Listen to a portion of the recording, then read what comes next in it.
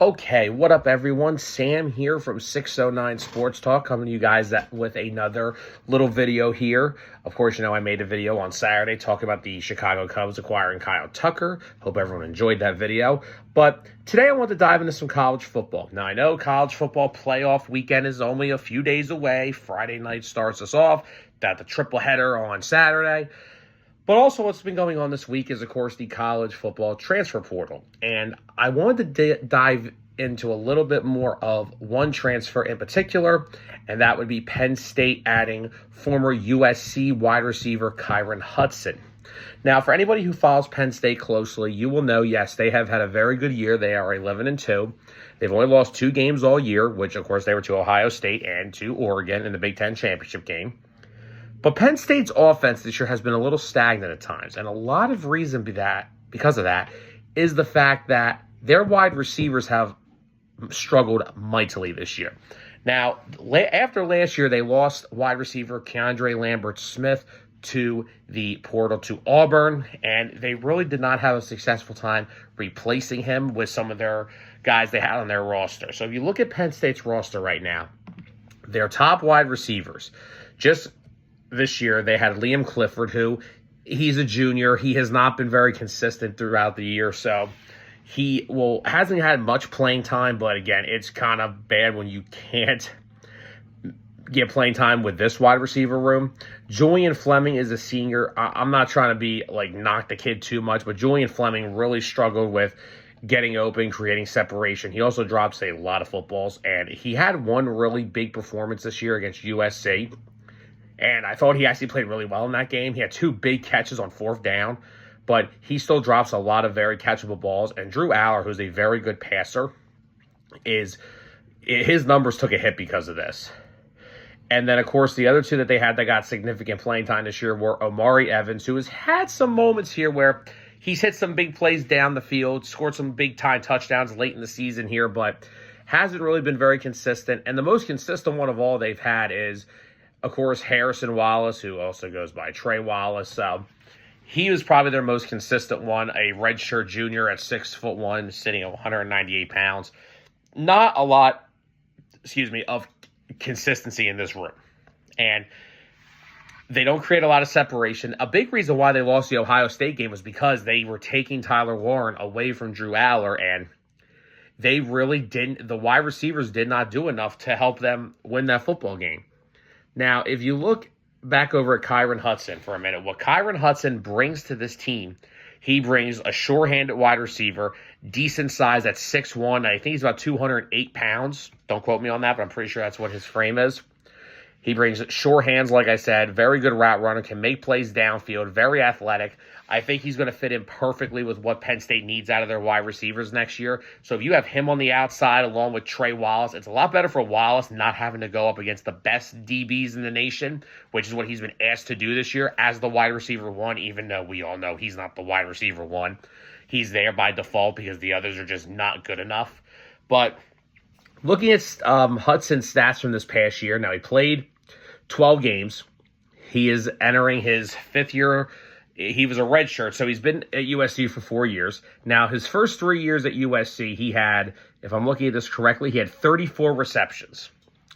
This past year, in 12 games, he had 38 receptions for 462 yards and 3 touchdowns, and he averaged a career-high 12.2 yards per carry. So, I know those numbers don't blow you out of the water. They're not, eye-opening, but you got to take into consideration with USC this year. They have a lot of wide receiver talent, and he is not the only USC wide receiver hitting the transfer portal. I believe there's 2 more that are out there as well. So, also what you have to take into consideration is that USC's quarterback situation this year was not good. Moss was their starter. He already hit the portal himself, so it was not a good year for the USC offense, and their wide receivers all took a really big hit because of it. So Hudson decided to, call it, head over to Penn State to go with Drew Aller, who was announced this week. This is another big move for Penn State, was Drew Aller announcing that he will be back for his senior season. And I think it's a good decision by him personally. I think he needs 1 more year in college to develop himself a little more. I think he'll be a very sought-out prospect for next year's NFL draft. I think Drew Aller is easily the best quarterback Penn State has had in a long time, and Kyron Hudson is going to help that a lot next year for 2025. Now, looking ahead at Penn State for next year offensively, I do not know what the situation is with some of their guys. Of course, we know Nick Singleton and Kyron Allen both have a decision to make. Do they forgo their senior years and head to the draft, or do they return to school for their senior seasons? You would hope they would, one of them or both of them would just decide to return to school, because you're going to need as much offensive playmakers as possible. Of course, you're going to lose Tyler Warren to the draft, but you have Luke Reynolds right behind him. And Luke Reynolds, from the flashes I've seen from him this year, I'm very high on Luke Reynolds. I like his game, and I like his potential as the #1 tight end next year for Penn State.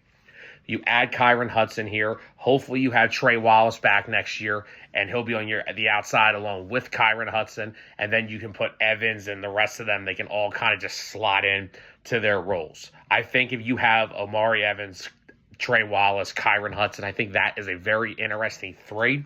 However, I do not believe this is the last Penn State add at wide receiver through the portal. I think they're going to add at least one more, and there's still some very good ones out there. We just have to wait now, because they were favored for some other ones, but they added Kyron Hudson first, so now you have to see what the team wants to do and what those other wide receivers want to do.